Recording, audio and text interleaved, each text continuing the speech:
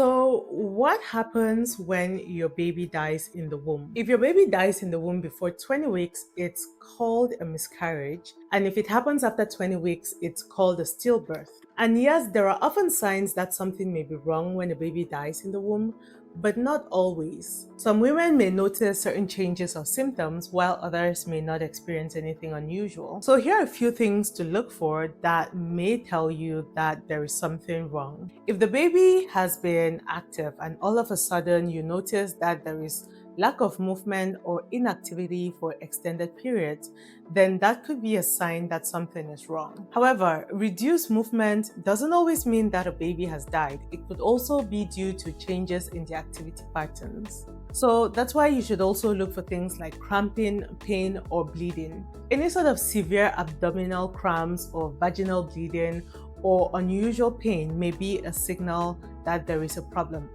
Although, again, it doesn't always necessarily mean that the baby is dead. So when you get pregnant, you experience symptoms like nausea, breast tenderness, or fatigue. And all of a sudden, if these symptoms disappear, then this could be a sign that there is a problem, especially in the early stages of a pregnancy. You also want to look for any sort of leaking fluid or a foul-smelling discharge. This can indicate that there is an infection, which could sometimes be associated with fetal death. And obviously, when you go into a doctor's office or for a routine checkup and a heartbeat cannot be detected, this is when it gets confirmed that the baby has died. So what should you do if you suspect that something is wrong? The first thing you want to do is contact your healthcare provider immediately. If you're ever worried about any sort of reduced movement or bleeding or any other symptoms, don't wait. You need to ensure that your doctor sees you immediately in order to perform any sort of confirmatory test to check on the baby's condition. And while you're waiting on that appointment, you should do something known as a kick count. A kick count means you lie down in a quiet space and count the baby's movements for an hour. You should see about 10 movements in 2 hours. That's generally normal.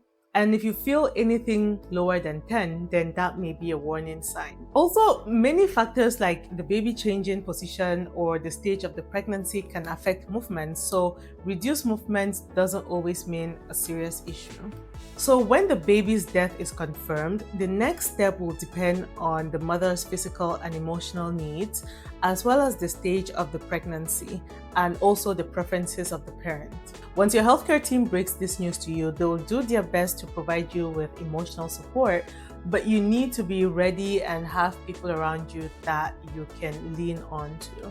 A lot of the times, parents are given enough time to process this news and make any sort of decisions about what next steps they may want to take.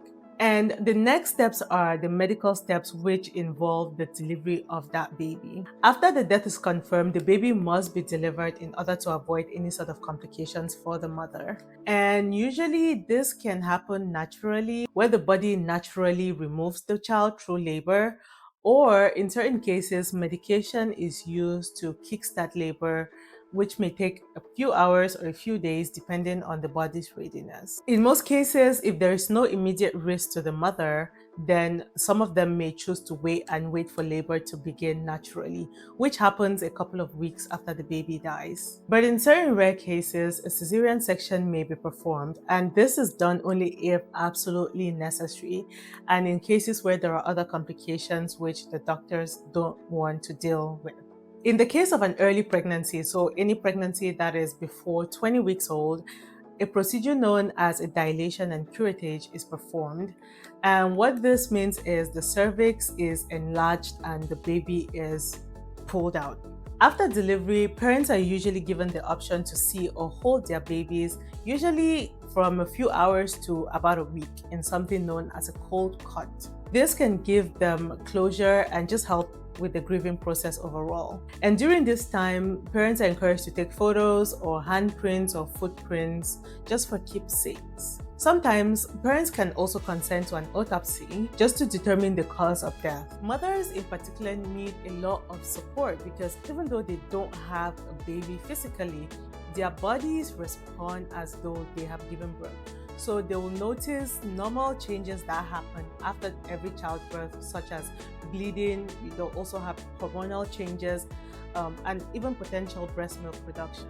So seeing your body do all these things that it will do while getting ready for a baby happening irrespective of the fact that you don't have a baby can be really hard for certain mothers. The parents also need to make a decision on how they want the funeral to look like. The baby can be buried or cremated, just depending on their preferences. And after grieving and the baby is buried, the parents may then want to work with their doctors just to understand what could have caused this in order to be better prepared for any future pregnancies. When you get pregnant, it is important to trust your gut and your instinct.